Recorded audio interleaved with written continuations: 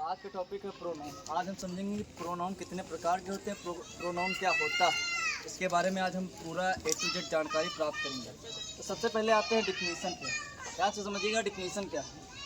A pronoun is a word that is used in place of a noun or noun phrase to aware repression such as अब यहाँ पर समझने वाली बात ये है कि यहाँ पर ये बताता है कि जो अवेबल रिप्रेशन होता है, यहाँ पर ये बात करता है कि जो नाउन की जगह पर यूज होता है उसको हम बार बार नाउन ना कहकर हम प्रोनाउन का यूज करते हैं, इसलिए यहाँ पर ये बताता है। तो एग्जाम्पल में हम समझेंगे कि he, she, him, you, me, myself, ETC।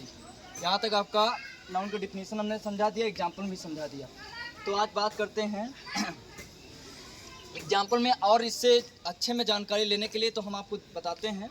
देखो यहाँ पर लिखा है कि रोहन इज गुड बॉय। ध्यान समझिएगा, रोहन इज गुड बॉय। फिर हमने लिखा रोहन प्ले फुटबॉल। फिर हमने लिखा रोहन लव्स रोहन्स पेरेंट्स। फिर लिखा हमने रोहन्स पेरेंट्स लव रोहन।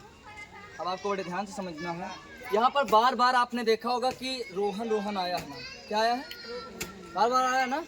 तो इस चीज़ को हम बार बार नाम ना कहकर, बार बार इसका नाम हम ना लेकर हम इसके जगह पर प्रोनाउन का यूज करते हैं। कैसे, आपको बड़े ध्यान से समझना है कैसे। देखो यहाँ पर आया कि रोहन इज गुड बॉय, तो हमने यहाँ पर सही है रोहन का नाम आया, एक बार हमने रोहन का नाम कह दिया, यहाँ तक क्लियर है बात। अब आता है रोहन प्ले फुटबॉल। फिर रोहन आया तो इसके जगह पे हमने ही का यूज कर दिया, क्योंकि वो लड़का था, हमने ही का यूज किया।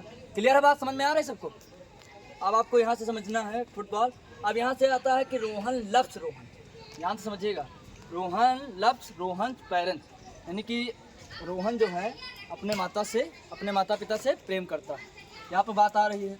तो फिर यहाँ रोहन आया, बार बार नाम रोहन रोहन आ रहा है, तो इसकी जगह पर हम ही का प्रयोग कर देंगे। अब यहाँ पर जो रोहन्स है, ध्यान समझिएगा, ये यहाँ पर ऑब्जेक्ट है।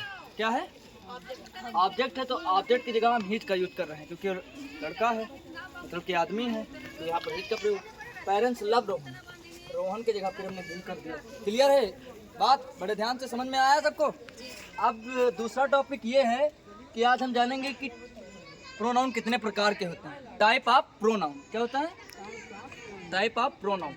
तो सबसे पहले हमारा आता है नंबर 1 पर्सनल प्रोनाउन, समझते हैं। दूसरा आता है पॉजिटिव प्रोनाउन, ये मालिकाना अधिकार बताता है, ध्यान से समझिएगा पूरी बात को। फिर तीसरा आता है रिफ्लेक्सिव प्रोनाउन। फिर चौथा आता है डिमॉन्स्ट्रेटिव प्रोनाउन। फिर पांचवा आता है इंट्रोगेटिव प्रोनाउन। छठा आता है रिलेटिव प्रोनाउन। सातवां आता है इंडिफिनिट प्रोनाउन। फिर आठ नंबर आता है रेसिप्रोकल प्रोनाउन। समझ में आया, ठीक है।